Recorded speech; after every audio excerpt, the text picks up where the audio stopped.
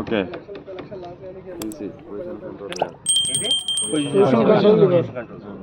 So ఇవి adjust చేసుకోవడానికి ఇట్లా ఇది కాస్త రెండు. ఓకే ఇక్కడ నీకు ఇక్కడ పాయింట్స్ ఉన్నాయి చూడండి, 4 5 మళ్ళీ ఇండికేటర్ ఈ ఇండికేటర్ వెలుగుతాయి. అవునా, నీకు ఏ యాంగిల్ ఎంత డెప్త్ కావాలి పెట్టుకోవాలి. రైట్, ఇది ఓకేనా? ఇది సింపుల్. ఇది డ్రాఫ్ట్ కంట్రోలే కదా, ఇది ఆడికి వస్తుంది డ్రాఫ్ట్. లైక్ ఇట్టండి, ఇక్కడ డ్రాఫ్ట్ ఉంది, ఇక్కడ డీసీ ఉంది. ఈ బటన్ అనిపిస్తారంటే ఈ రెండు నీకు ఇంప్లిమెంట్ పని చేస్తుంటాయి కదా, తిప్పుకోవాలి. రెండు మాత్రం టచ్ చేసుకోవాలి.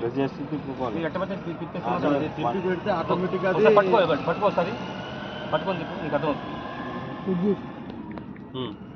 ఇప్పుడు మళ్ళీ తిప్పాలి.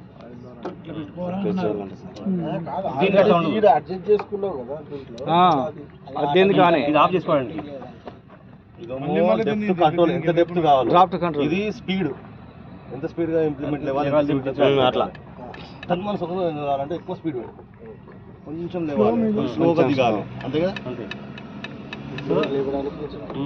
ఇది స్లో ఫాస్ట్. ఇది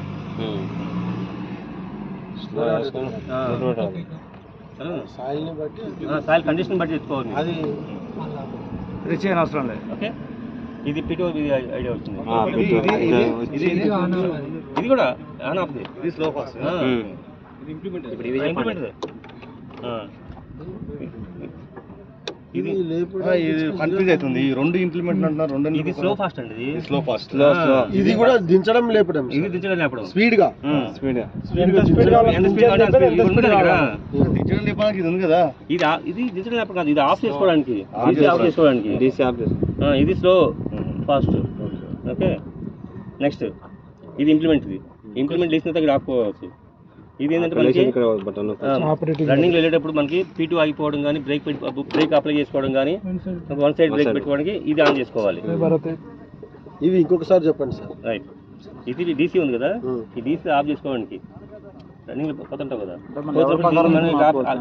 ప్రెస్ చేసి ఆపేయాలి, అక్కడ ఆగిపోతుంది. ఇది జస్ట్ కాదు అంతే, మన డెప్త్ ఎంత పోవాలనేది దిగుడిది కాదు, అవుతుంది ఎంత అడ్జస్ట్మెంట్. ఇప్పుడు ఇది డ్రాఫ్ట్ ఎంత